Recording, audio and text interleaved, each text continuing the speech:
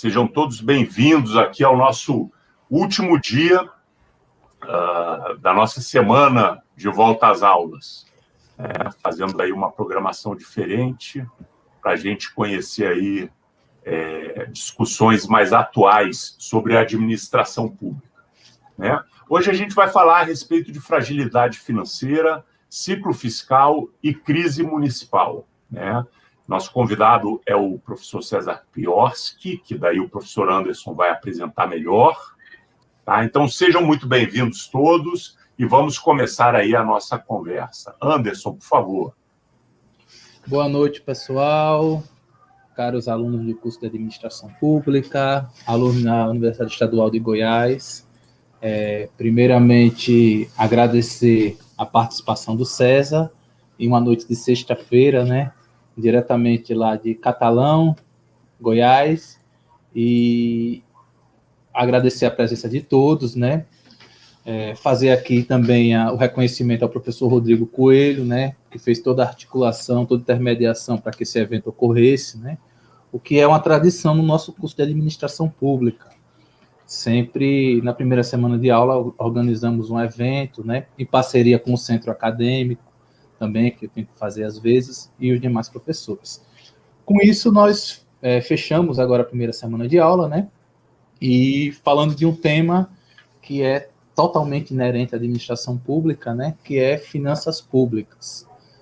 Hoje teremos a oportunidade de conversar com o César, de ouvir o César, e também uma roda de discussões na sequência, que é a oportunidade que nós temos aí de mostrar na prática muito dos nossos conteúdos que nós estudamos na nossa disciplina, nos nossos cursos de administração pública, né?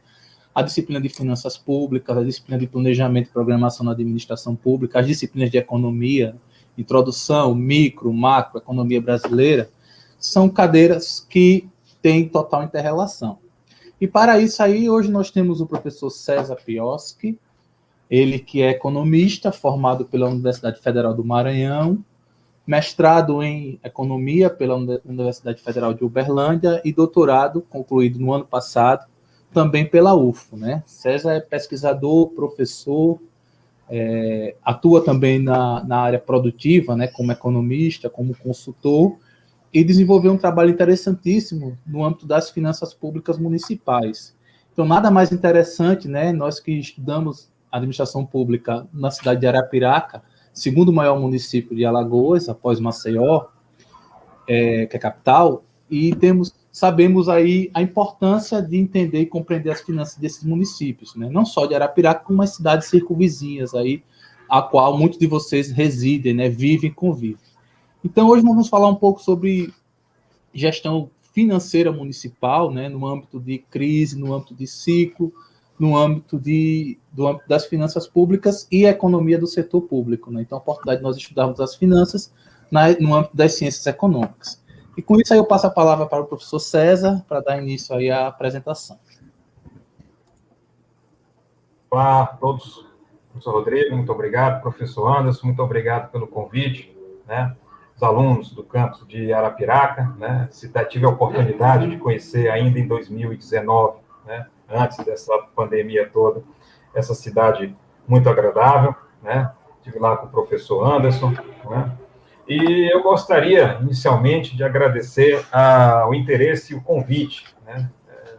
Pelo tema e pela oportunidade da gente conversar sobre esse tema tão relevante, que é a questão das finanças públicas municipais, né? E esse tema, né, ele trabalhei, foi objeto de estudo do doutorado, né, que se configurou numa tese, e após a tese ele se tornou aí um conjunto, né, de boas práticas, não digo que de administração pública, mas de metodologia, nós vamos ver logo, um recorte analítico, né, que a gente utiliza para resolver os problemas de crise fiscal, né? Então, o que acontece, né? Opa, só um instantinho. Professor Anderson, eu estou recebendo aqui, eu acho que só um instante, os alunos da UEG não estão conseguindo entrar. Opa, tenta esse link aqui, deixa eu ver como é que eu faço para... Só um instante, por favor. essa questão técnica aqui, que senão eles vão... Talvez eles tenham que se inscrever na página do professor Rodrigo Coelho. Aí, na sequência, eu acredito que aparece. Eu recebi o link. Deu certo aqui. Recebi o link aqui, deu certo. Né? Vamos lá, então. Opa, agora eu perdi aqui. Legal. Deu certo. Legal. Bom, então, desculpa aí o atraso, o improviso aí, esse pequeno detalhe técnico, mas vamos ao que interessa, tá? Então, essa questão, que é justamente esse tema da questão da fragilidade financeira, ciclo fiscal e crise municipal. Isso, ao fim e ao cabo, é um recorte analítico que nós acabamos desenvolvendo, né, que permite dar conta justamente da problemática da crise fiscal. Então, eu não sei se é o Anderson ou o Rodrigo que pode passar um pouco o slide aí, né? O Anderson já me apresentou, né? Então cabe aí, já ganhamos tempo com essa... Já ganhamos tempo, não preciso mais me apresentar, tudo que havia para falar o Anderson falou e foi bem generoso na sua apresentação, né, professor Anderson.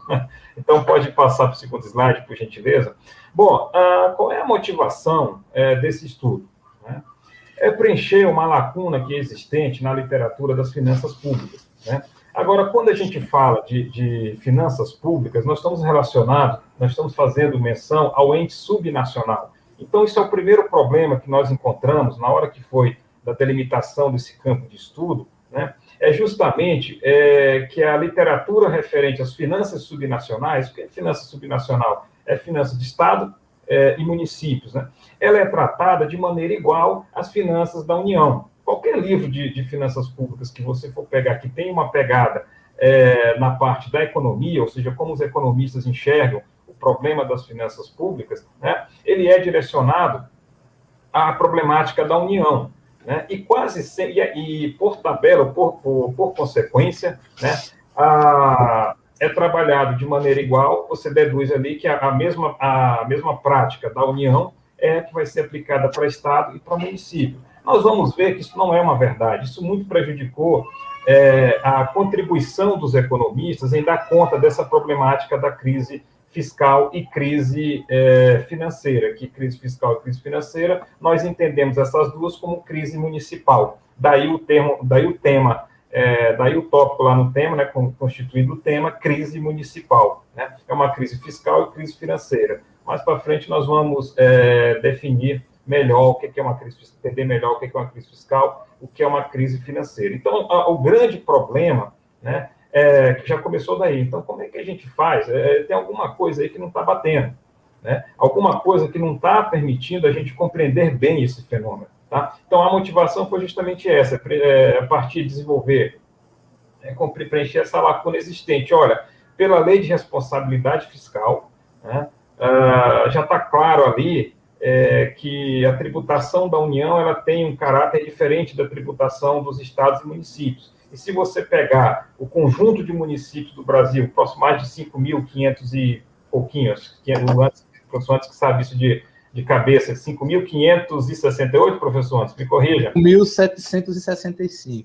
5.765, né? Então, dos 5.765 municípios que o Brasil possui, mais da metade é pequeno município. Né? Então, a gente já começa, de início, a ver que tem alguma coisa ali que não faz muito sentido e que o aluno, quase sempre, ele tem dificuldade em compreender essa dinâmica, porque ele vive uma realidade totalmente distinta, né? E quase sempre ele abandona esse entendimento porque não faz muito sentido na vida, na prática, ainda mais se ele é funcionário de uma instituição pública, né? de uma prefeitura, diga-se de passagem. Né? Então, é como se fosse um mundo à parte. Então, pode passar para o... Então, essa foi a motivação desse estudo. Olha, já existe, tem uma lacuna muito séria na literatura para tratar desse tema. Dessa forma, uma vez compreendida de imediato que temos um problema muito sério na literatura, uma lacuna existente enorme ao tratar dessa questão, né, o nosso objetivo com esse trabalho foi justamente desenvolver um recorte analítico que permita, a um só tempo, tá, identificar e corrigir o problema da crise fiscal e crise financeira dos municípios e dos estados. Ora, falei anteriormente, crise fiscal e crise financeira é aquilo que nós chamamos, né, convencionou-se chamar de crise municipal. Tá? O município ele pode estar em crise fiscal ou ele pode estar em crise financeira. Né? Todavia, em ambos os casos, ele vai estar nós podemos dizer que existe uma crise municipal. tá? E é isso que a gente procura dar conta. Ainda referente a essa questão da lacuna, né? Se você observar, o que acontece? No mundo todo, tá? No mundo todo, não existe um recorte analítico que permita, desse que nós desenvolvemos aqui, que permita dar conta dessa problemática fiscal. Quando você faz a revisão da literatura de maneira exaustiva, que é o que pede uma tese de doutorado, minimamente, né, uma revisão da literatura, tudo que nós encontramos é quando esse assunto ele é tratado, ou seja, a crise fiscal ou financeira, né, ele é tratado a partir do estudo de caso. Então, estudo de caso, você pega lá, para quem é da economia vai saber o que eu estou falando, pega lá uma econometria, roda dados em painel, roda um VAR, qualquer coisa, uma série temporal, qualquer coisa nesse sentido, né? Extrai dali alguns indicadores, alguns indicadores que foram responsáveis, que explicam aquele fenômeno. Mas o estudo de caso, nós sabemos, ele é temporal. Ele depende muito das condições específicas de determinada situação. E como eu já vinha da minha experiência profissional enquanto economista e consultor, né, e assessor econômico também, o que acontece? Desde cedo, muito cedo, eu aprendi a enxergar a economia de uma maneira totalmente distinta dessas que a gente vê nos livros-textos. Não que os livros-textos estejam errados, não é isso, né? Mas não te dá a perspicácia necessária para resolver determinados problemas. Então, muito desde cedo, eu abandonei um pouco essa perspectiva mais, digamos, cartesiana, né, de enxergar o fenômeno econômico, e comecei, sem perceber, a adotar uma perspectiva mais da complexidade. Então, o que é complexidade? Né? O conjunto de fatores ali, um fenômeno ele é explicado por vários fatores, né? Uma característica da complexidade é que tem uma coisa chamada propriedade emergente, né? O resultado não foi combinado por ninguém. Isso é típico de sistemas complexos, né? Então, a partir daí, eu incorporei essa ideia do sistema complexo e é assim que eu vejo a economia. E muito ajudou a compreender essa problemática da crise fiscal. Então, o objetivo da tese foi justamente esse, desenvolver esse recorte analítico, né, que permita não apenas identificar, como também corrigir esse problema da crise fiscal. Então, foi um trabalho, o Anderson acompanhou aí do meio para o fim, professor Anderson, né? Você acompanhou o que foi ali, chegamos até a desenvolver alguma coisa de maneira paralela ali juntos, né? A questão dos ativos ocultos, que nós vamos tratar lá na frente, né? Conversamos bastante sobre isso. Ele viu que não foi um trabalho fácil de se chegar a esse resultado. Aqui, beleza, mas para chegar a esse resultado foi muito choro e ranger de dente, né? Então, eu tenho um trauma desse tema. Por isso que eu falei que o Anderson, ele é um coronel das Alagoas, porque ele sabe que é um tema que eu já trabalhei ele exaustivamente, mas ele insiste nessa proposta, nessa ideia, né? Mas é por aí. Então, o que acontece, né? Para identificar esse problema da crise fiscal, né, nós nos deparamos com um obstáculo muito grande, né? Outra lacuna da teoria, outra lacuna da literatura, né? A forma como você mede esse fenômeno. Então, não há consenso na literatura sobre o que vai caracterizar uma crise fiscal, o que vai caracterizar uma crise financeira. Tem modelos, o pessoal do FMI trabalha com os modelos chamados EWS, né, que são mecanismos antecipados de aviso, alguma coisa nesse sentido, EWS, Early Warning System, né? O que acontece? Ali, a partir de uma função econométrica, uma função logit, uma probit, uma função de risco, né, eles tentam estimar se um país está próximo de uma crise ou não. Mas isso é país, nós vamos ver que lá na frente que isso não faz sentido quando o assunto é municípios ou estados. Tá? Isso vale para a União, mas não vale para município ou estado. Então, a primeira coisa, não há um consenso, tá? Os estudos empíricos, cada qual tratava, media a crise da maneira que ele achava conveniente, então nós ficamos ali com uma porta que abria para o nada, né? Um grande obstáculo. Como é que você mede o fenômeno dessa crise fiscal e financeira? Quais são os fatores que você pode utilizar ou deve utilizar, né, para atestar que um determinado município ele está numa situação de crise fiscal ou numa situação de crise financeira? Isso não é consenso na literatura. E se você observar bem, uma prática muito comum entre os governantes, né, é justamente declarar estado de calamidade financeira.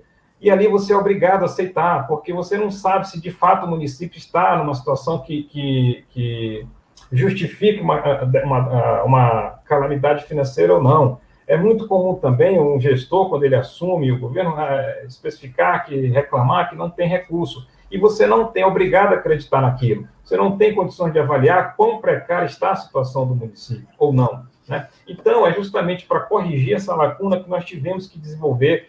O primeiro obstáculo foi esse. Olha, como é que a gente identifica esse problema? Como é que a gente mede esse problema? Então, foi um esforço enorme, tá?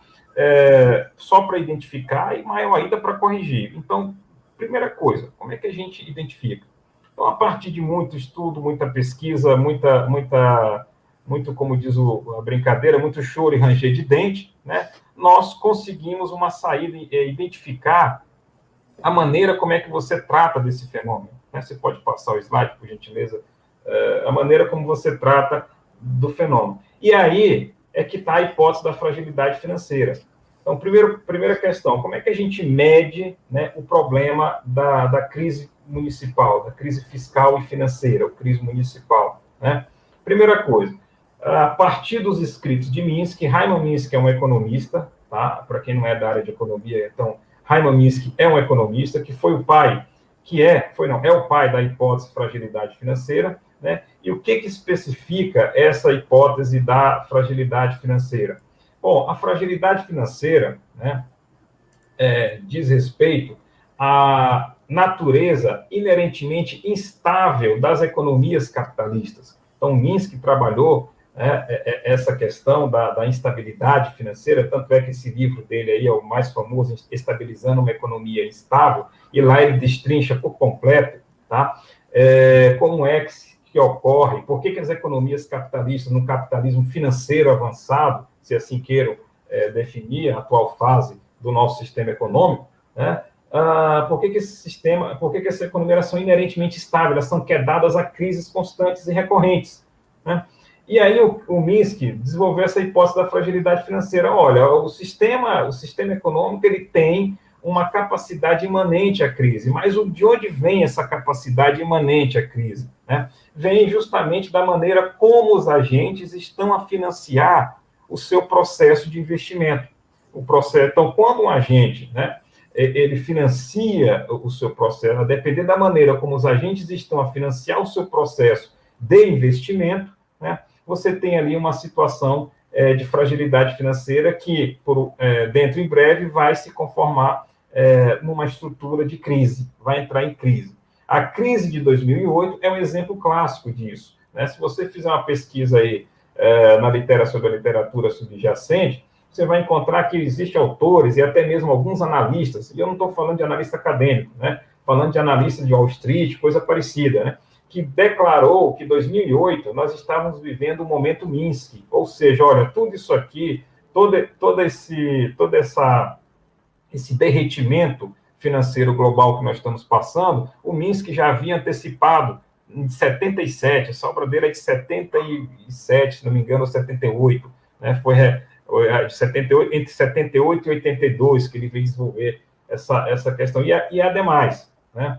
Foi uma das poucas teorias, que, apesar de ser uma hipótese, né, um dos poucos recortes analíticos que conseguiu antecipar, né, a problemática da crise de 2008. Se você estivesse acompanhando a economia a partir da ótica da economia instável, da hipótese da fragilidade financeira do Minsky, você teria começado a ver sinais, né, de que havia alguma coisa errada. O pessoal do Levy Institute, que trabalha muito essa questão do Minsky, conseguiu antecipar. Né? Nós chegamos até a usar na tese um modelo de estoques e fluxos consistentes, né? que é uma aplicação prática dessa hipótese. Né? Bom, o que acontece? E o Banco da Inglaterra utiliza até hoje, né, os modelos de estoque e fluxos consistentes baseados nessa perspectiva minskiana, né, para tentar analisar a atividade econômica. Né? Bom, o que acontece? O Minsky estabeleceu uma coisa bastante simples. Para chegar à hipótese da fragilidade financeira, ele estabeleceu o seguinte pressuposto: olha, a maneira como os agentes financiam as suas posições, a maneira como eles tomam empréstimos e aplicam esse dinheiro tanto faz se é no setor produtivo ou não, vai determinar, né, a estrutura financeira de uma empresa. E o MISC não se refere à empresa, ele se refere a unidades econômicas. E aí ele já abre o leque, que foi a brecha que nós encontramos, né? Eu, juntamente com o meu orientador, que é o professor doutor Guilherme Jonas, à época, né? Nós encontramos essa brecha porque, olha, o MISC deixa bastante aberto, né? Aqui nessa literatura, ele deixa em aberto o uso dessa hipótese, porque quando ele trata de unidades econômicas pode ser o que você quiser, pode ser sua família, pode ser a empresa, pode ser o município, pode ser a União, pode ser um bloco comercial, se for o caso do euro, como queira da União Europeia, né? Então, o que acontece? Vista essa brecha, nós começamos a nos debruçar em cima do MISC. E o que nós encontramos foi uma coisa muito legal, porque o MISC ele classificava a fragilidade financeira, né? Ou seja, a maneira como esses agentes estão a financiar suas posições em 3 grandes categorias, que vocês observam aí. A categoria hedge, a especulativa e a Ponzi. Isso constitui um típico ciclo econômico miskiano, né? O que é uma posição hedge? Posição hedge é uma posição protegida, hedge vem de proteção. O pessoal que trabalha aí no mercado financeiro sabe disso. Você vai proteger uma posição, né? Então, essa perspectiva hedge significa que a empresa toma emprestado justamente aquilo que ela é capaz de pagar, né? Ou seja, ela paga os empréstimos com a receita que ela gera. E isso de uma forma equilibrada. Então, ela está protegida, não tem problema. Essa empresa não vai ter problema. Nós temos uma empresa especulativa. O que é uma empresa de estrutura financeira especulativa? É uma empresa que pega emprestado um pouco além da sua renda. Isso é a vida da maioria dos brasileiros, né? Convive com um pouco além do salário. Na medida que você pega o cartão, fazendo analogia, é como se você tivesse o seu salário, né, e utilizasse um pouco mais do limite do cartão de crédito ou do cheque especial. Você está numa posição especulativa, porque se aquele salário, por algum motivo, ele deixa de entrar, o que você tem do dia para a noite é uma dívida que aparece. Então, isso é a estrutura especulativa. E nós temos a estrutura Ponzi. O que é a estrutura Ponzi? É aquele famoso devo, não nego, pago quando puder. É a empresa que toma empréstimos, realiza empréstimos, né, sabendo que não tem fluxo de caixa suficiente para honrar com aquele compromisso. E aqui, o Ponzi, se você olhar no agregado, né, o Ponzi ele representa a fase terminal de todo um processo que começou como hedge e vai terminar como Ponzi. Esse é o famoso ciclo miskiano. Ora, o que foi que nós pensamos? Então, dá para a gente medir a crise fiscal e financeira de um município a partir, inspirado nessa perspectiva, né? Hedge especulativo ou Ponzi. Todavia, nós encontramos aí um problema na hora de fazer essa adaptação, né? Bom, hedge especulativo ou Ponzi depende de como o município ele vai financiar a sua posição. Só que ocorre uma coisa bastante simples. Pela lei da responsabilidade fiscal, né, você pode acompanhar, quem tem experiência nisso sabe bem disso, né, que a capacidade de endividamento dos municípios é irrelevante, ela é muito pequena. Né? O município não pode, principalmente município pequeno, ele não pode sair se endividando ad contínuo como a União faz, como o Estado faz também, numa magnitude um pouco maior. Então, o que acontece? Esbarramos aí com mais um grande obstáculo. Então, peraí, o MISC agora a gente tem a teoria, mas ela precisa agora de uma adaptação, ela não pode ser aplicada ipsiliteris no estudo desse fenômeno. E aí, analisando, estudando um pouco mais e debruçando sobre a revisão da literatura, descobrimos uma coisa muito interessante, né? O principal problema de um município, seja ele grande, médio ou pequeno, tá? O principal problema não é a maneira como ele financia a sua posição. Isso não faz sentido. Ele já tem um fundo de participação e tem ali um pouquinho da arrecadação própria, né? Mas tem uma coisa que é a pedra no sapato do gestor municipal. É justamente, né, este ciclo que ele passa, que ora ele pode ofertar o serviço público, ora ele é obrigado a diminuir ou interromper esse serviço. Tá? E aí foi que foi dado o mote, então, para a gente desenvolver a partir daí. Então, o que a gente desenvolver ainda mais e abrir esse leque do MINSC, né? Então, o que acontece? Sendo bem claro, olha, o município não pode se endividar, beleza. Então, não podemos aplicar o MINSC da forma que pensávamos, né? Mas o município ele tem problemas recorrentes em ofertar serviços públicos para a população. Ora você tem serviço público, ora não tem. Ora aquele serviço é de qualidade, ora aquele serviço não é de tanta qualidade. Ora a prefeitura é uma empregadora de última instância, ora ela não é. Então, nós fomos abrir esse leque, né, fizemos muita pesquisa de campo na época também, tivemos contatos com vários gestores, várias prefeituras, né? Depois a gente comenta sobre isso, tá? Então, observamos o seguinte, que o problema é a liquidez. Tá? O problema é a liquidez. Então, então, o que mata a prefeitura é a falta de dinheiro em caixa.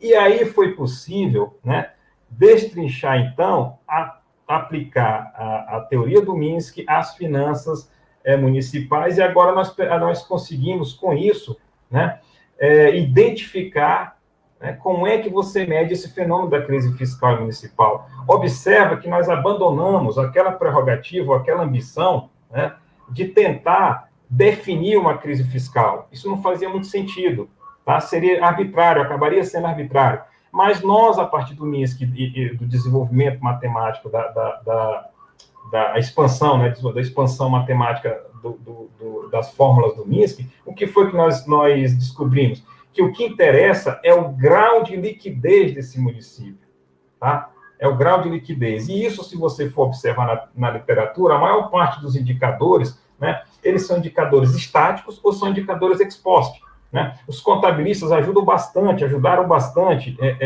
com as técnicas de análise de balanço municipal, né, a entender melhor esse fenômeno, né? Mas como eles não estavam interessados, não é a prerrogativa deles também, essa questão da entender a dinâmica de uma crise fiscal municipal, né, o máximo que nós tínhamos ali são indicadores baseados em balanço. Mas a gente precisa, nós, enquanto economistas, para entender, senão nós precisamos de mais, né? Nós precisamos de um indicador que seja o mesmo, que possa medir ao mesmo tempo a liquidez, né, e o quão, né, e identificar dentro da estrutura do município, da estrutura econômica orçamentária do município, quais são os fatores que estão puxando essa liquidez para baixo ou colocam essa liquidez para cima. E aí nós teríamos um indicador, que ele seria um indicador que não seria ex post, ou seja, você não saberia do que aconteceu, não saberia do fenômeno depois que ele ocorreu, né, como é comum nos balanços. Então, o balanço ele registra, depois que você registrou aquela movimentação, é que você sabe o que ocorreu.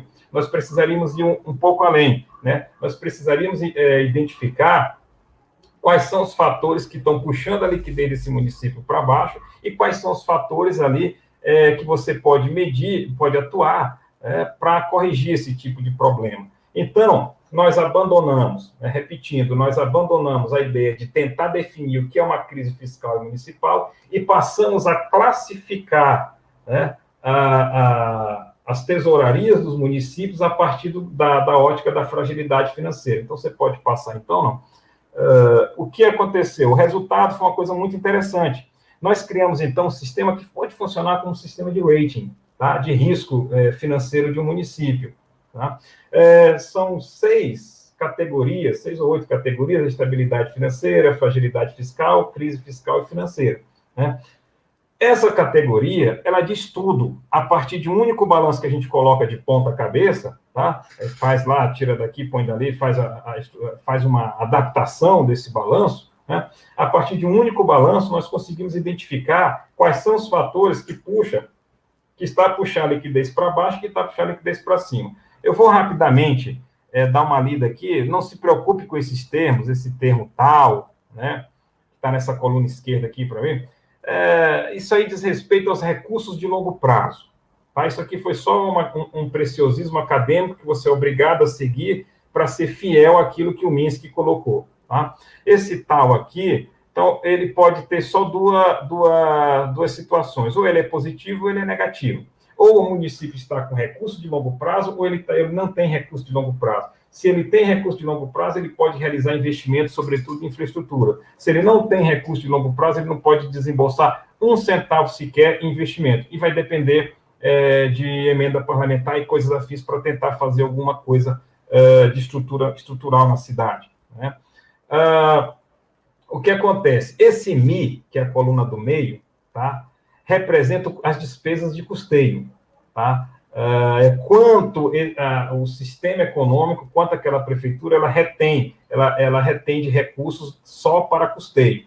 Na maioria dos casos, esse custeio é positivo, é normal que assim seja, tá? Este tipo de estrutura aqui, que é a estabilidade financeira, é a primeira, observa que esse custeio é negativo. O que é esse custeio negativo? É porque ele tem uma liquidez tão boa que ele ganha muito prazo dos fornecedores, tá? Ou os fornecedores dão um prazo muito grande para ele, dado que ele é um excelente pagador, ou, né, ele tem tanto dinheiro em caixa que em algum momento, ele liquidou as suas faturas e está trabalhando com dinheiro vindouro. Né? Então, ou seja, o dinheiro deixa eu tornar bem claro, né, que está trabalhando com dinheiro vindouro. Ele liquidou as suas faturas, ele liquidou um mês de custeio, tá? E tem recurso suficiente, certo? Para bancar mais meses de custeio. Então, ele é negativo por quê? Porque a entrada de dinheiro vai sempre ocorrer muito antes da saída. Então, é como se ele estivesse trabalhando com o orçamento com o mês de março, sendo que ele estivesse trabalhando com a receita de fevereiro e as contas de fevereiro vão vencer apenas em março. Tá? Então, isso é estabilidade financeira. Esse lambda sigma ao quadrado aqui e esse T de tesouraria, esse T maiúsculo ouTzão, é a divisão que a gente teve que fazer dos recursos. Ou esse recurso, o que é esse sigma lambda ao quadrado? É justamente o recurso que o município recebe da União. Fundo de participação dos municípios, leia-se. Tá? E o que é esse Tzão? É a arrecadação própria. Então, observa que o que nós temos aqui, né, é um sistema de classificação a partir dos sinais. Não interessa a magnitude no primeiro momento. Então, se você chegou na prefeitura, você quer analisar a situação financeira daquela prefeitura, tá? Tudo que você precisa é aplicar essa tabelinha aqui e, no primeiro momento, entender esse jogo de sinais. Tá? Uma prefeitura que está em crise fiscal, né, ela não tem recurso de longo prazo. Aqui é negativo, tá? Mas não pelo mesmo motivo que a estabilidade financeira. Tá? Por que isso aqui é negativo? Porque o desespero por recurso é tão grande que o gestor começa a atrasar pagamento como forma de pagar suas faturas. Tá? Então, ele está, aquela brincadeira, aqui ele está vendendo o almoço para comprar a janta. Ele está apenas jogando com o dinheiro. Tá? E é uma situação típica de crise fiscal e crise financeira. Então, apesar de não ter sido a nossa ambição definir o que é crise fiscal, o que é crise financeira, né, nós, a partir da perspectiva do Minsky, olhando apenas a liquidez, nós chegamos a entender o seguinte: olha, numa crise fiscal, né, a prefeitura não tem nenhum recurso. Tá? Numa crise financeira, ela não tem nenhum recurso e essa tesouraria dela é positiva porque ela está segurando o recurso, ela está deixando de pagar. Então, isso seria uma crise fiscal e financeira. Então, então, nós temos aí o primeiro problema resolvido e como identificar o problema. Então, observa que este problema, ele não é um problema pontual, ele é uma gradação. São níveis distintos de problema. Problemas você sempre vai ter, né? Mas são níveis distintos. A exceção de uma estabilidade financeira ou de uma estabilidade conjuntural, né? Todo o resto, tá? Algum tipo de problema que, uma hora ou outra, ele vai bater uma crise financeira, tá? Que foi o que aconteceu praticamente com o município de Curitiba. Se você aplicar essa metodologia, e nós aplicamos para todo o Brasil, tá? Se você aplicar essa metodologia apenas para as capitais, o que você vai identificar lá? Né? Que as capitais, a maior parte delas não tem recurso de longo prazo. É uma situação dramática. Certo? Se ela não tem recurso de longo prazo, né, isso aqui é uma relação, para não complicar muito a relação estoque-fluxo, é isso que a gente tem que ajustar na prática. Tá? Se a prefeitura não tem recurso de longo prazo, ela não tem condição de fazer investimento em infraestrutura. E observa que a demanda por infraestrutura na capital ela é muito maior que a demanda por infraestrutura no interior. Então, é uma situação que beira o drama. Né? Beira o drama. Se você não faz ali o dever de casa, não tem para onde, a conta chega, tá? Então, você pode... Então, nós resolvemos, pode passar, não? Você pode... Resolvemos o problema, então, da classificação. Esse mapinha que vocês estão vendo aqui para atender o pessoal de Alagoas e o pessoal de Goiás que nos assiste, né? É um mapa da aplicação dessa metodologia no estado de Alagoas e no estado de Goiás, tá? Aí eu agreguei um pouco para não ficar muito cansativo. Então, quem é vermelho está em crise, quem é azul está numa situação de estabilidade, pode ser uma estabilidade financeira ou uma estabilidade conjuntural, e quem é na cor amarela ali está numa situação de fragilidade. Ora, o município mais perigoso não é aquele que está em crise, é o que está em fragilidade. Porque uma pequena mudança no ambiente econômico joga ele para uma situação de crise fiscal ou crise financeira. Tá? Então, os municípios que estão na cor branca é porque não foi divulgados os dados quando a gente fechou esse levantamento. Município de Goiás também, né, ali entre situação de crise e situação de fragilidade. Uma coisa que a gente aprendeu, tá? Se você olhar um município numa situação de crise ou de fragilidade, tranquilo, pode começar a trabalhar. Se você identificou um município numa situação de estabilidade, aí você tem que fazer um levantamento muito criterioso, de preferência em loco dos dados, né, para poder certificar que a situação é aquela mesma. Tem muita maquiagem, tá? Tem muita treta nessa brincadeira aí. Então, é a situação mais perigosa que a gente pega, assim, do ponto de vista do trabalho, não do ponto de vista da situação estrutural. Legal? Então, você pode passar. Então, nós identificamos um problema, tá?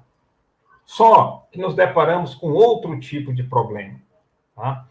Qual outro tipo de problema? Bastante simples. Olha, nós identificamos, nós precisamos desenvolver um recorte analítico que, ao mesmo tempo, identifique e resolva o problema dessa questão da crise fiscal e financeira. Bom, a primeira parte da equação nós já conseguimos resolver, que é justamente um indicador, né? Um indicador da fragilidade. Agora, tem um outro problema, né? O que foi que nós começamos a observar?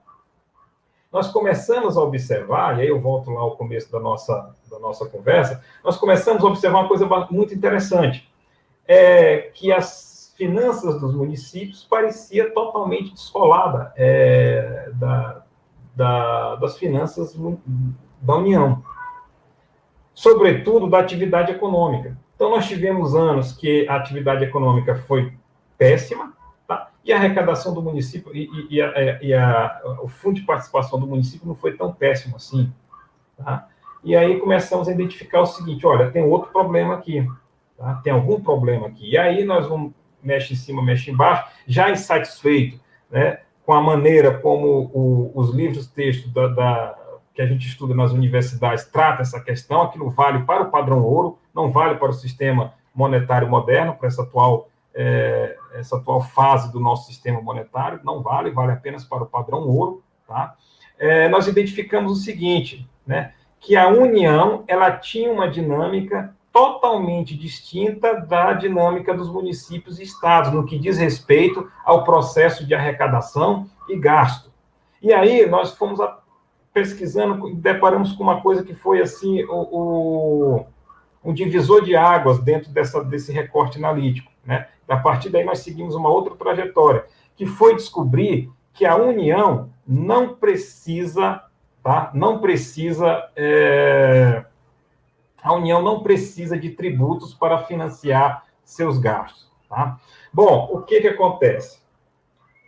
Se você estuda um pouco de história, né, conhece um pouquinho da história, seja ela história geral ou história do sistema monetário internacional, o que acontece? Existia uma época, né, que o sistema monetário internacional ele era baseado no padrão ouro. O que era o padrão ouro? Né? Muitos livros ainda trazem um pouco dos resquícios dessa época. Padrão ouro significa que o governo ele não era autônomo para emitir sua moeda. Ele só podia emitir a quantidade de moeda que o governo emite, tá? Ela depende do estoque de ouro que ele tinha. Se ele tinha muito estoque de ouro, ele poderia imprimir muita moeda. Se ele tinha pouco ouro, de pouca reserva de ouro, ele teria que imprimir poucas moedas, tá?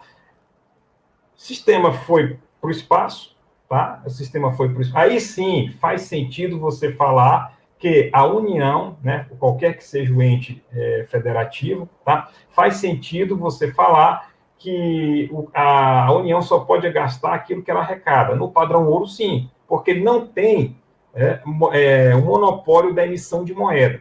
No sistema monetário atual, que é um sistema chamado cartal, ou moeda cartal, ou sistema fiat de moeda fiduciária, o que é uma moeda fiduciária? Quanto é que vale R$1? R$1 ele não tem valor intrínseco, ele vale na confiança que você deposita que ele vai ser aceito em qualquer outra transação econômica, e por aí vai.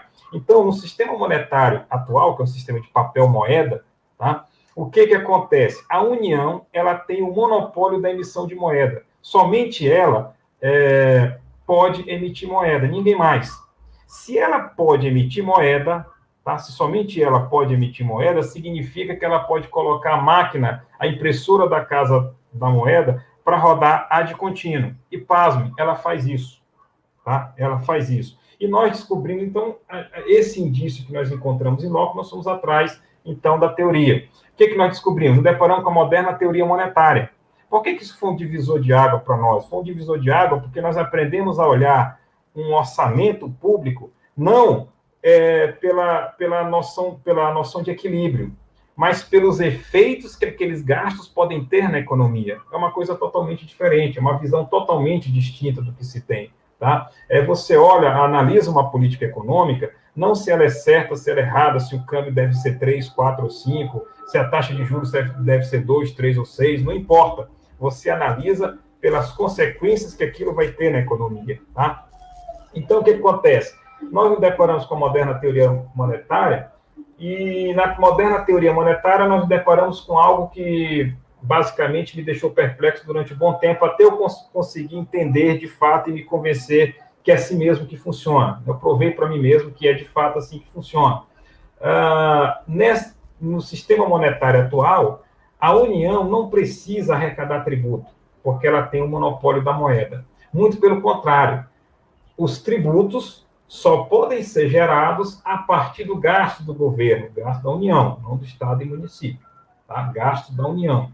Então, esses tributos, como a União ela tem o monopólio da moeda, só ela tem a moeda, o que vai acontecer? Como é que você faz para ter acesso ao dinheiro que a União emite? Somente ela comprando alguma coisa de você. E isso chega no seu bolso. Tá? Então, se você acompanhar esse gráfico que está sendo mostrado aí, nós temos as linhas na cor vermelha, nós temos a linha na cor azul, nós temos a linha pontilhada. A linha na cor vermelha diz respeito ao saldo do governo, vamos já entender isso aí. A linha pontilhada diz respeito ao saldo do setor externo. E a linha na cor azul, ela diz respeito ao saldo, né, do setor doméstico, os agentes econômicos, as famílias, como assim seja, como a gente utiliza no linguajar da economia, né? Famílias, empresas e governo. Então, nós temos 3 agentes fundamentais da economia ali. As famílias, representadas na cor azul, tá? O governo, representado na cor vermelha, e a linha pontilhada, o setor externo. Do lado aqui, está toda a dedução de onde vem isso, que a gente não vai perder tempo agora com esse tipo de dedução, tá? É só para vocês terem noção de onde vem esse saldo setorial. E a moderna teoria monetária, ela analisa uma política econômica a partir dos saldos setoriais. Então, observa ali, eu quero que você preste atenção naquela última equação, né, que está dentro aí da elipse na cor lilás, né? Você tem ali S menos I. Quem é S menos I? Poupança menos investimento. Poupança menos investimento representa o quê? O saldo líquido dos ativos financeiros, tá? Do setor doméstico, das famílias, empresas, tá? T menos G, quem é T? Tributo, tá? E G, gasto do governo. Então, representa o saldo orçamentário do governo, o que ele arrecada menos aquilo que ele gasta. E menos CC. O que é o CC? É a conta corrente ou o capital externo, tá? O fluxo de capital externo.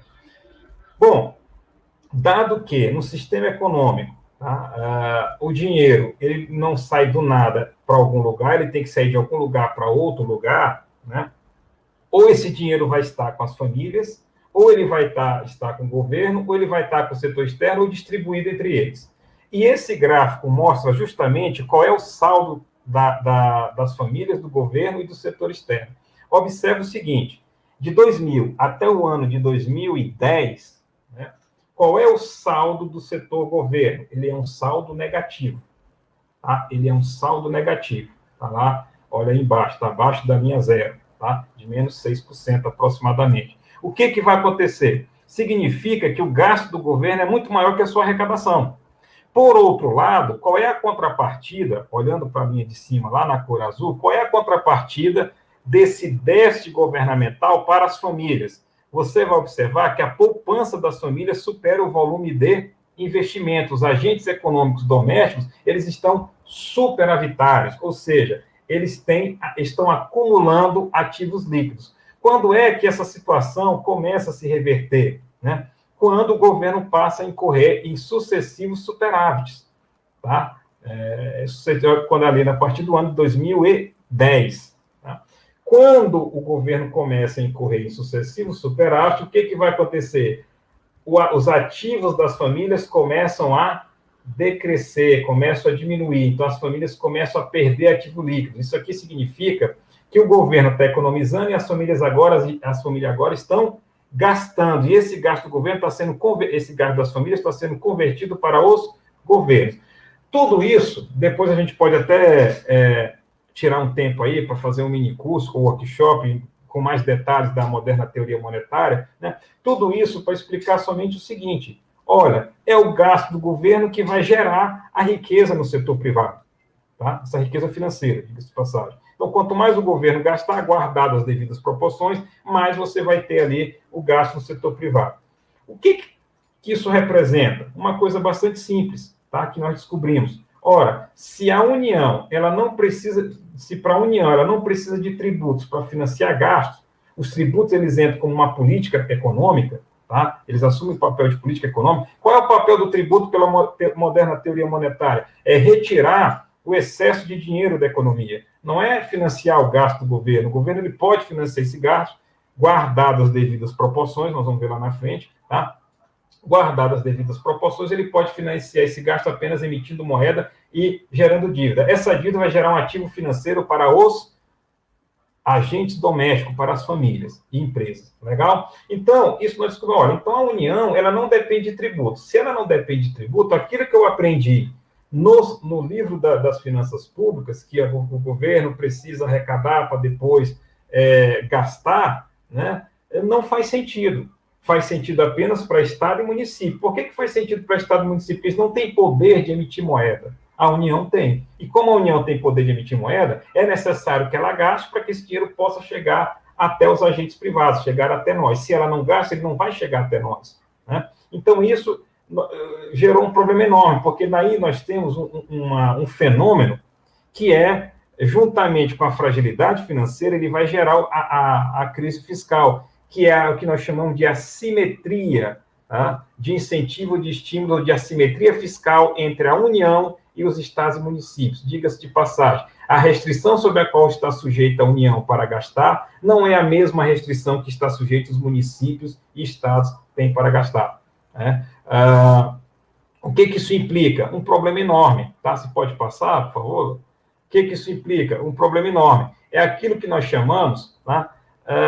De crise, é aí que nós vamos chegar no coração da crise fiscal e financeira ou da crise municipal. O que foi que nós fizemos aqui? Uma coisa bem legal. Olha, como é que essa simetria ela vai afetar a dinâmica das finanças municipais? Né? Primeiro problema, isso não é tratado nos livros de economia do setor público, lamentavelmente. Primeiro problema, nós tivemos que descobrir, e descobrimos isso com pesquisa em loco, né, que a economia do setor público ela é um mercado, porém, ela não tem um sistema de preços informando onde é que os recursos devem ser alocados. Tá? E aí já começa um problema enorme, porque essa alocação dos recursos, ela passa a ser de natureza subjetiva. Nós não temos um sistema de preço dentro do setor público dizendo, informando, né, onde os recursos devem ser alocados. Isso gera um problema enorme para os gestores. Tá? Isso gera um problema enorme para os gestores. Então, o que foi que nós fizemos? Nós utilizamos uma metodologia muito interessante a fim de comprovar esse fenômeno que nós estávamos observando na prática, né, que se chama ABM, ou Modelos Baseados em Agentes, ou Agent-Based Models. Esta é a metodologia que trata da complexidade. Depois a gente pode ver um workshop, um minicurso, para ver como é que a gente faz modelagens muito interessantes, né, de mercados, utilizando a metodologia do Agent-Based Model. Mas o que foi que nós fizemos aqui? Uma coisa muito simples, nós simulamos um gestor, tá? Então, o que nós simulamos? Olha, o gestor vai chegar... Qual é a historinha que é contada nesse sistema aqui, né? Que está aqui o gráfico dele. Tá? Bastante simples. O gestor ele vai chegar na prefeitura, dado que ele não tem um mecanismo de preço interno que diga para ele quais são as demandas mais urgentes, tá? Ele vai atender a grupos de pressão. O grupo melhor organizado vai ser aquele que vai melhor conseguir pôr a mão no orçamento. Tá? Então, o que vai acontecer? O que vai acontecer? Esse gestor ele vai chegar na prefeitura, ele vai olhar para o caixa da prefeitura. Tá? E se o caixa estiver bom, o que ele vai fazer? Ele vai gastar. Se o caixa estiver ruim, não estiver bom, o que ele vai fazer? Ele, contra a vontade dele, né, ele vai ter que fazer um ajuste fiscal. Né? E qual é a história? Se você simula essa história acontecendo ad contínuo, né, o que vai acontecer? Olha só, presta atenção nesse gráfico aí, tá? Uso dos recursos da prefeitura, olha como funciona as finanças da prefeitura ao longo do tempo. Ora, ela vai estar... Essa linha vermelha ali, você considera como fosse o limiar da positividade, tá? O zero. Então, o que acontece? Acima da linha vermelha, a prefeitura tem recurso. O que o gestor faz? Vai torrar até o último centavo. Lá embaixo, né, naquele vale lá, ele vai se deparar com uma crise fiscal. O que ele vai ter que fazer? Né? Ou uma crise fiscal, financeira, ou até mesmo uma fragilidade financeira. Não modelamos isso. Né? O que ele vai ter que fazer? Ele vai ter que segurar recursos, ele vai ter que promover o ajuste. Ao longo do tempo, o ajuste que ele fez vai levar a trazer novamente as finanças para uma situação mais saudável, né? Que volta para o positivo. E ela vai transitar, a história sempre vai ser essa. Ora vai ter recurso, ora não vai ter recurso, ora a máquina está funcionando bonitinha, ora a máquina não está funcionando bonitinha, tá? Ora haverá, né? Você vai ver a prefeitura, o gestor fazendo grandes obras na cidade, ora você não vai enxergar isso, ora o posto de saúde funcionava muito bem, ora o posto de saúde deixa de funcionar. Então, isso é uma que nós chamamos tecnicamente de inércia do sistema. Tá? Isso é gerado justamente pelo fato da economia do setor público não ter um sistema de preço. Então, é natural que grupos de pressão, um grupo melhor organizado, ele tenha preponderância no orçamento, ele faça valer sua vontade no orçamento. Agora, qual é a contrapartida dessa prática? Né? A contrapartida desta prática é justamente que você vai ter uma finanças que vai flutuando entre o ruim e o péssimo, até mesmo o bom e o ruim. Né? Não tem estabilidade esse sistema. Tá? Não tem. Então, ele fica flutuando ali. Então, você pode passar. Então, essa ficou aí com a partir dessa temática, nós conseguimos fechar o recorte analítico. Né? Então, olha, nós já estamos muito certos, tá? Muito seguros, até, que esta dinâmica ela pode ser explicada dessa forma. A assimetria da informação da União, só explicando melhor essa assimetria da informação, essa assimetria tributária da União, quando a União resolve gastar, o que acontece? Né? Quando a União resolve gastar, vai ter mais recursos. Então, ela vai gerar mais tributo. Gerando mais tributo, a partir do gasto dela que vai ser gerado o tributo, e não o contrário. O que vai acontecer? Gerando mais tributo, vai aumentar o fundo de participação do município. Aumentando o fundo de participação do município, o gestor vai chegar na prefeitura e vai enxergar aquelas finanças bonitas, né? Positivo, caixa na prefeitura. Então, o que ele vai fazer? Ele vai consumir até o talo. Ele vai consumir até onde ele puder. E aí, fechamos, então, o recorte analítico. Tá? Ora, nós temos o problema da fragilidade, que é uma gradação de liquidez, tá? E já temos condições de enxergar quais são os fatores que puxam para baixo ou puxam para cima essa liquidez. Tá? Nós já entendemos agora que a União, o ciclo fiscal da União, ele vai orientar, ele vai gerar, ele vai disparar estímulos incorretos, né, errôneos, né, nos gestores. O gestor pensa que tem dinheiro, mas aquilo é só uma fase, aí ele vai gastar aquilo. Isso, esses dois fatores juntos, vai gerar o fenômeno da crise municipal. Tá? E aí, o que nós temos agora? Respondemos a primeira questão relacionada, né, aos parâmetros dessa equação. E agora, o que falta para resolver essa equação? Falta entender como é que resolve este problema. Tá? Então, nós já identificamos muito bem, nós já fizemos um diagnóstico. Agora, como é que resolve este problema? Você pode passar, por favor, por gentileza? Bom, este problema é resolvido de duas maneiras. A maneira atual, que é a maneira paliativa, tá? E a maneira adequada. Tá? O que é a maneira atual ou a maneira paliativa? A maneira atual é cortar gastos, aumentar tributos. Tem um município aqui de Goiás, que eu observei, a LDO, a Lei de Diretriz Orçamentária deles, né, para o ano 2020, né, 2020 para valer em 2021, que foi votado em agosto. Eu não vou comentar o nome, citar o nome por uma questão, mas o que acontece? Lá na LDO está claramente especificado que o gestor pode lançar mão de aumento de tributos ou de diminuição de custeio. Então, assim, isso não resolve, não vai resolver, vai cair naquela situação do agent-based model lá que a gente fez. Tá? Ele pode até conseguir, vai ser uma vitória de pirro, né? Uma vitória temporária. Ele pode até conseguir, por algum momento, um fôlego, mas aquilo não resolve estruturalmente o problema das finanças municipais. E talvez ele nem tenha interesse também em resolver, qualquer que seja o gestor. Tá? A maneira paliativa é essa, você aumenta tributo, passa a faca, existe uma maneira contábil. Qual é a maneira contábil? Você vê no balanço ali o que não está pegando bem, vai lá naquele fator, né? E existe a maneira do economista, que eu chamo de um economista alheio, né? O que é o economista alheio? Ele chega cortando tudo aquilo que tem que cortar e chega aumentando o tributo que ele tem que aumentar, aumentando cada vez mais o tributo. Nenhuma dessas soluções, elas têm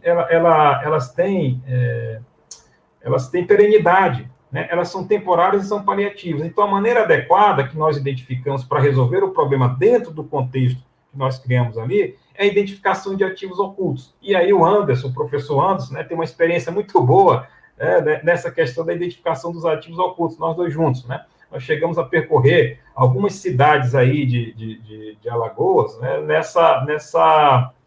nesse mapeamento dos ativos ocultos, né? O que é um ativo oculto? É buscar eficiência econômica. Agora, lamentavelmente, essa discussão da eficiência, ela vai para o corte de gasto. Não, eficiência não é cortar gasto, eficiência é racionalizar o uso do recurso, né? Então, como você viu lá, que o sistema do setor público, né? O setor público é um mercado, tá?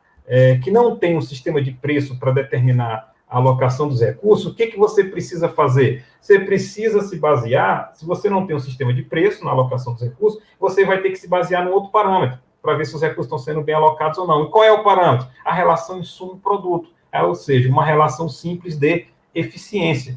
E aí nós nos especializamos em identificar esses ativos ocultos, né? Você pode passar, por favor? O que acontece? É buscar essa eficiência. Então, a metodologia, tá, de identificação da fragilidade, qual é o ponto que está a fragilidade, como é que você vai resolver isso, né? A gente aplica no município e agora nós somos interessados em entender se aquele município tem ativo oculto. Olha, todo município com problema financeiro, ele tem ativos ocultos, sim. O que é ativo oculto?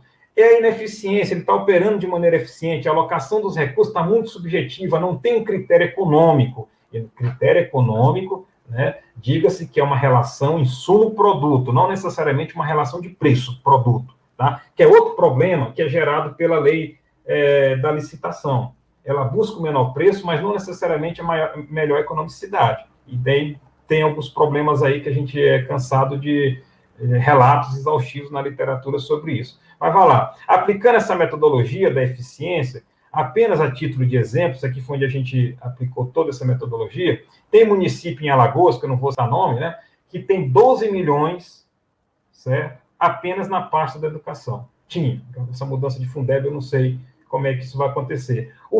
Este município, que tinha 12 milhões ocultos na pasta da educação, ou seja, a pasta da educação estava trabalhando de maneira ineficiente, tá? Do ponto de vista econômico, ainda que contabilmente ela estivesse bonitinha, o que estava acontecendo? para não sair um pouco do foco, né? O município, não vou me ater aqui ao Fundeb, mas no Fundeb todo mundo sabe que é um fundo que os municípios colocam parte da receita corrente líquida, aquele dinheiro junta com todos os demais municípios, depois esse dinheiro retorna, tá? Todo esse dinheiro retorna. O que vai acontecer aí? Tem município que manda mais para o Fundeb e recebe menos do Fundeb, tem dinheiro preso, tá? Então, o que vai acontecer? Município de Minas Gerais, nós identificamos também 17 milhões de reais na parte da educação. Em Goiás, 353 mil, tá? E aqui em tudo, né? Não só na educação. No Maranhão, tem município que nós conseguimos levantar 4.723.030 a partir da otimização orçamentária, tá?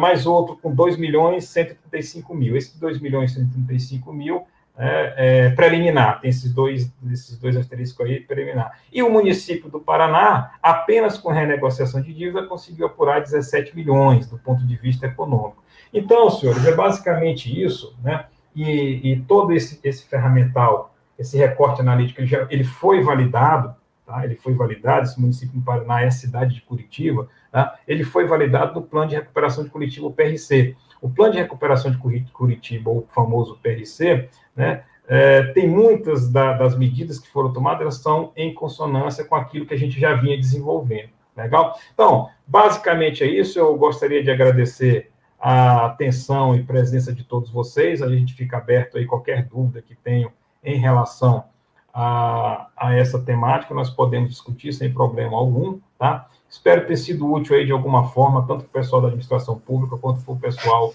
da economia, tá? Do setor público.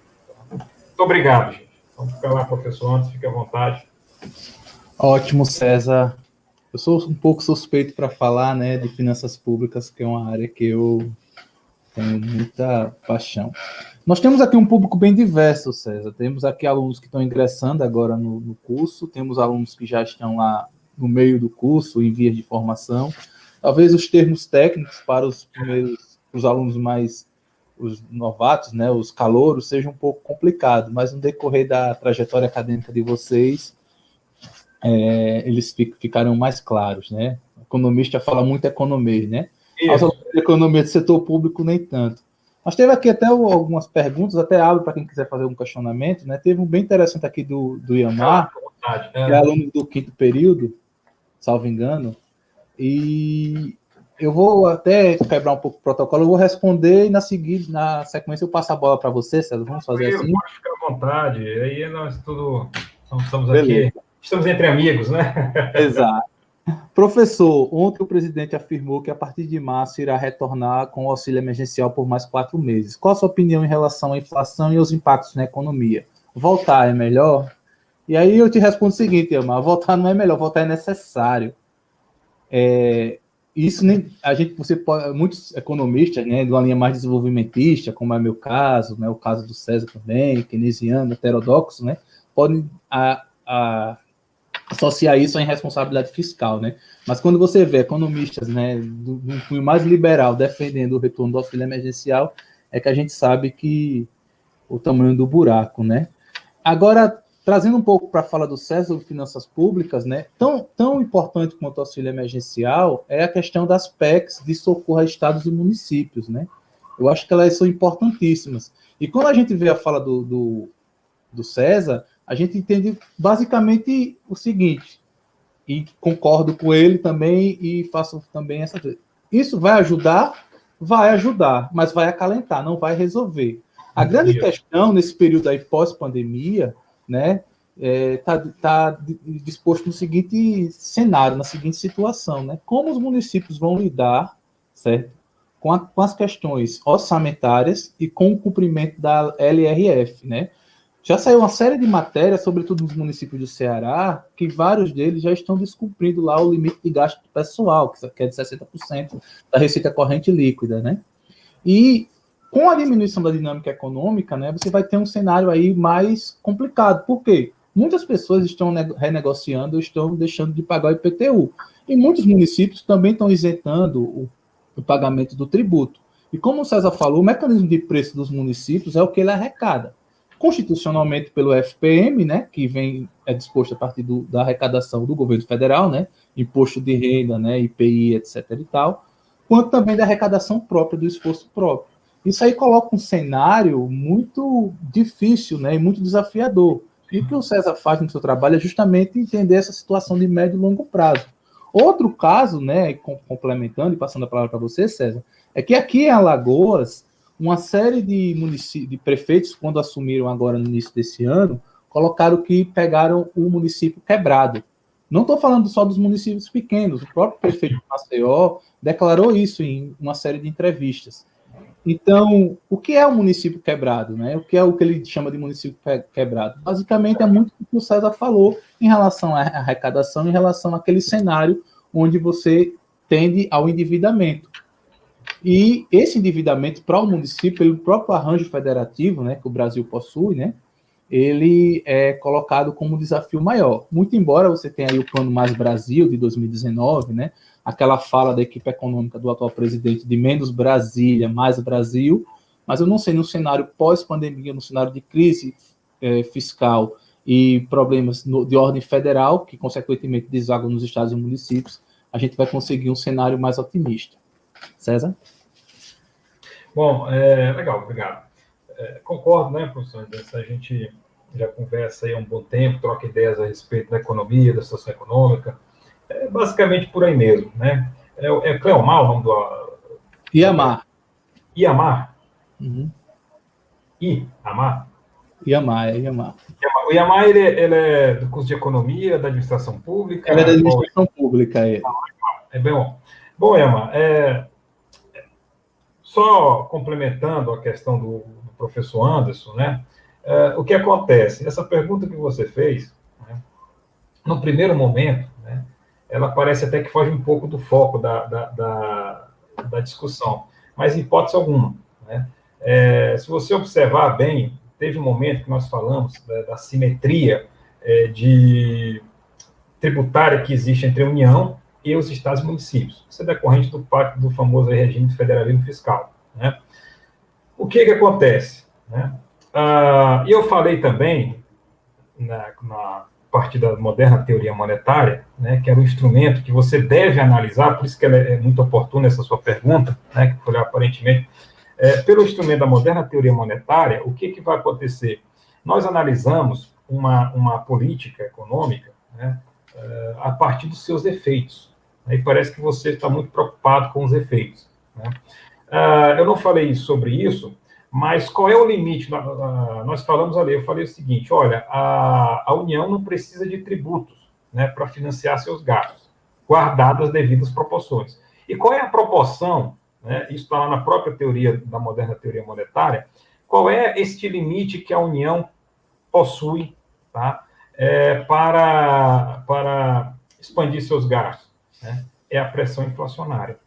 Então, tem um autor chamado Randall Wray, né, que fez uma cartilha sobre a moderna teoria monetária, ainda não foi traduzida para o português, né, mas é muito legal, tá, se você puder dar uma lida nisso, só digitar lá Randall Wray, moderna teoria monetária, NMT. O que vai acontecer? O limite de toda e qualquer política econômica, o limite de você gastar sem tributos, né, é justamente a pressão inflacionária. A pressão inflacionária, lá no Ray está bem claro isso, é o primeiro sinal que a sua política já atingiu o limite. Então, ela é uma situação muito preocupante, tá? Muito preocupante, porque se a União ela gastar mais ainda, ela forçar esta ultrapassagem, né, nós podemos correr o risco de ter um processo inflacionário crônico, né, o que não seria interessante para ninguém, né? Então, haveria perdedores nessa brincadeira. Então, é uma equação muito difícil, muito complexa, tá? Se você observar essa discussão sobre o tamanho do auxílio emergencial, o auxílio emergencial é necessário, né? A economia está batendo recordes de desemprego, de taxa de desemprego, todavia, né, nós temos uma restrição muito séria, né, que é justamente essa questão da pressão inflacionária. A inflação está num nível imoral, diga-se de passagem, né, apesar de não é uma pequena inflação, tá? Uma economia estabilizada, isso não é inadmissível. Tá? Agora, o que acontece? Existe a válvula de escape. Qual é a válvula de escape? Se você lembrar daquele gráfico lá, tem um setor externo. Tá? Então, para o que tudo indica, o mundo está começando a entrar num super ciclo de commodity. O pacote fiscal de Joe Biden, tá? Que vai gastar, já tem o pessoal chama ele de Biden, o gastador, né?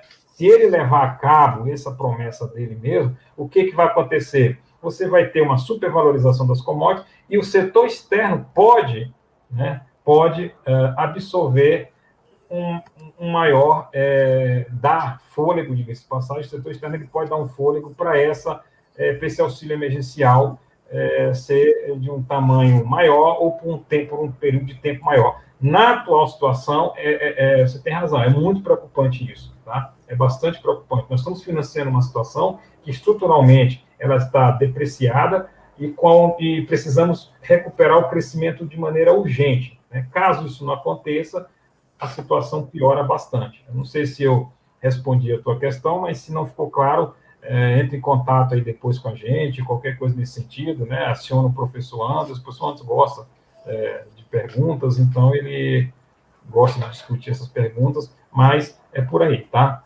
É muito preocupante. Tem que ser visto com muito cuidado. Estou olhando pela teoria moderna, a teoria monetária. Tanto a situação da economia brasileira, quanto a situação americana. Tá? O pacote de Joe Biden moderna teoria monetária pura. Tá?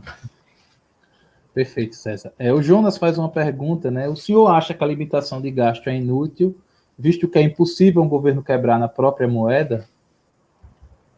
A limitação de gasto não é que ela seja útil ou inútil, ela é necessária. E quando é que ela é necessária? Justamente quando a pressão inflacionária ela começa a surgir, né? Só para você ter uma ideia, de acordo com os cálculos que a gente utiliza aqui, isso não é que é para na área de mercado financeiro, tá? Para os nossos, a gente utiliza muito o PIB potencial, tá? A gente trabalha com o PIB potencial da economia brasileira de 2,5%. Então, em tese, a União poderia gastar, tá? A União poderia gastar sem tributos, tá? O limite seria 2,5% do PIB, um PIB de 3 trilhões, 3 trilhões, alguma coisa aí, você tem um tamanho. Então, o nosso espaço para gasto ele é muito, muito pequeno, ele é muito exíguo. Tá? Ele é muito restrito. E isso impõe uma camisa de força sobre todo e qualquer gestor. Se você observar, né, a culpa, se você observar o gestor atual, estamos falando de união, aí, em nível de união, né, se você observar o gestor atual, o presidente atual, ele está reeditando o mesmo processo que o anterior. Você está entendendo? Então, assim, o pessoal chama. Então, assim, porque são questões estruturais que o gestor dá conta. Tá? Ele tem que dar dessas gestões estruturais. Então, o limite que ele tem aí é justamente a baixa capacidade de crescimento da economia brasileira. A economia brasileira ela necessita de um volume de investimentos exagerados. Tá? Um pacote de investimento quase igual àquele da década de 70, para quem estuda história na economia. Quase igual à década de 70. Não na forma de plano, mas um volume considerável de investimentos. Tá? Esse estoque de desempregados que nós estamos herdando da pandemia, né, para ele ser diluído, eu terminei esse cálculo hoje à tarde, vai demorar pelo menos uns 7 a 8 anos a economia crescendo dentro do seu potencial, 3% ao ano. Tá? Então, por aí você tira o que é o limite ao gasto. Tá? Mais uma vez, se não respondi sua pergunta, no momento oportuno, pode manter aí o contato, tá? Que a gente vai responder, dirimir essa dúvida aí, porque ela é relevante. Essas perguntas são bastante relevantes. Tá? Com certeza. O Kaique, boa noite, Kaique, ele faz um questionamento se existe alguma estrutura fiscal adotada por algum município que garante dependência de recursos dos entes federativos para atender os serviços que são responsáveis, né, de responsabilidade do município, né? Não entendi bem como seria. Basicamente, ele questiona se existe alguma estrutura fiscal, né, do município que garanta que ele atenda às suas próprias demandas de educação, saúde, etc. Tem as próprias... O que acontece? Olha, município saúde, educação e um ambiente de negócio. Tá? Foi uma discussão até que eu apresentei com o professor antes em uma outra turma dele, né, sobre qual é o impacto da fragilidade financeira na dinâmica econômica municipal, é uma outra história. Né? recurso de saúde e recurso de município, recurso da saúde, recurso para a educação, a maior parte vem do governo federal. Tá? A maior parte vem do governo federal. Então, o que acontece aí? O que ele precisa arcar, com a eficiência econômica, ele consegue. O problema da crise fiscal e financeira municipal, ele é um problema, né, que, me permito aqui a franqueza, ele é quase que um bom negócio. Está entendendo? Ele é quase que um bom negócio. Porque ele não é para existir. A solução existe, né? Mas é privilegiado o problema em detrimento da solução. Tá? Então, não chega a ser um problema, não é questão de aumento de arrecadação. Municípios com baixa base de arrecadação, eles também têm uma baixa base de demanda social. Tá? Pouca demanda social.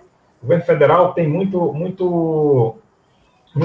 recursos, né, que são direcionados, sobretudo saúde e educação. Tá? Sobretudo saúde e educação. Agora, qual é o problema da saúde? É um tipo de financiamento muito complexo e que exige muita massa cinzenta para você controlar. Eu conheço capitais que controlam, gestoras de capitais que controlam ali a conta da saúde na unha, por assim dizer, porque qualquer deslize você pode pôr tudo a perder. Então, é justamente uma questão de eficiência econômica, relação insumo-produto. Tá? Não é uma relação de valor, não é uma relação de preço, não é uma relação de verba, é uma relação insumo-produto. Exato. Então, e aí, não vai ser um grande problema não, tá, Isa? e aí, César, você já respondeu aí um questionamento aqui do William, se a corrupção é culpada pela crise, né? Você indiretamente respondeu que nem também existe a parcela de corrupção, mas embora seja bem engessado, tem a questão também das próprias dinâmicas, né? Do país, dos estados, dos municípios. Tá, essa questão da simetria, a questão da simetria. Tá? Não tenha dúvida que a corrupção, de fato, ela representa ali um ralo, né? Mas nós estamos tratando de casos que não são casos de polícia, né? Nós estamos tratando de pessoas, de casos, condições normais de temperatura e pressão. Tá? Exato. Então, assim, não vai muito por aí, não, né? César, pelo adiantado da hora, eu vou responder aqui os questionamentos do Iamar, e aí a gente finaliza aí, porque já são 10 para as 9, né? Eu estou à disposição de vocês. Exato. O Iamar, ele fala sobre a relação dos repasses federais com o Estado, com o governo estadual e os entes subnacionais, né, são bem casadas com as parcerias políticas. De fato, Iamar, né, as transferências, por exemplo, intergovernamentais para os municípios são de 3 formas, né? As constitucionais, as legais e as voluntárias, né? A grande questão, o grande desafio são essas transferências voluntárias, que muitas vezes necessitam de uma articulação, né? E aí, para fechar, o próprio Iamar também fala sobre o impacto nos pequenos municípios, que ele considera como de maior, né, poder comparado com as grandes capitais. E aí, César, até corroborando com ele, gostaria que você falasse um pouco sobre esse grau de fragilidade, né? Na sua opinião, ele interfere mais nos grandes municípios, nas grandes cidades, como Uberlândia, né, as grandes capitais, Maceió, ou se ele, de fato, interfere mais nos municípios pequenos? Como é que você avalia esse cenário de dimensão municipal? Não, muito legal. O que nós observamos é que a distribuição espacial, né, dessa fragilidade, ela é quase que um fenômeno aleatório. Tá? Então, assim, ela independe do porte do município. Então, este foi o fator, né? Isso não está lá na tese, nós descobrimos isso torturando os dados. Este foi o fator que nos deu segurança suficiente, tá, para afirmar que o problema da crise fiscal e financeira ele é um problema que ele é criado, ele tem solução, que independe do porte do município. Tá? Você vê, por exemplo, capitais que estão à míngua, tá? sem capacidade alguma de realizar investimentos, com a despesa de custeio muito lá em cima, e, por outro lado, você encontra municípios bastante pequenos, tá? Que estão com rating A, então, nota A, né? Então, assim, estão em uma estabilidade financeira. Então, o tamanho, a relação entre tamanho do município e grau de fragilidade financeira não é linear e não é positiva. Ela é totalmente, não há correlação. Tá? Nós identificamos isso. Não há essa correlação. Então, o tamanho ele não é problema. Tá? Nesse caso, o tamanho não é problema. Tá? a eficiência econômica, que é a questão que está sendo desconsiderada. Tá? Exatamente, César. E principalmente nesse atual nosso cenário, né, político e de percepção social que o Brasil acompanha, onde cada vez mais o setor público ele é colocado em xeque, né? Cobra-se muita eficiência, né? Combate à corrupção, melhoria no gasto público, diminuição no gasto público, mas sobretudo eficiência, né? E seu trabalho ele mostra claramente aí como tentar equalizar essa questão. Afinal de contas, o Estado sempre vai ter que existir e sempre será necessário, né? Será necessário, né? É o famoso mal necessário, né? Exatamente, né? César, necessário. Muito obrigado pela sua participação hoje, né? Fico lhe devendo um almoço em Uberlândia. Opa, eu vou cobrar esse almoço aí. Tá? Exatamente, para a gente colocar o papo em dia, né? Aos alunos da Estadual de Goiás, muito obrigado pela presença.